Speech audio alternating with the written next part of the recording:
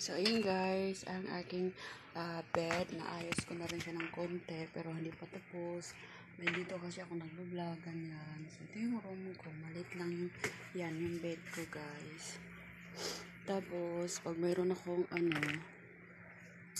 yung iba kong damit na sa baba kasi malaking drawer, malaking cabinet siya, mabigat. So, hindi siya pwede sa second floor. So, ayan. Ito yung ano ko guys. Tapos dito, pag may bisita ako, dito siya matulog. Tapos dito sa kabila, madilim pa kasi walang ilaw.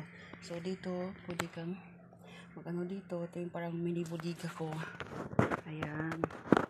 Tapos dito yung mga damit. Tapos dito yung mga underwear. Tapos ito, humidifier. Para siyang ano. Tapos ito yung aking mini ref. Para lagyan ng soft drinks.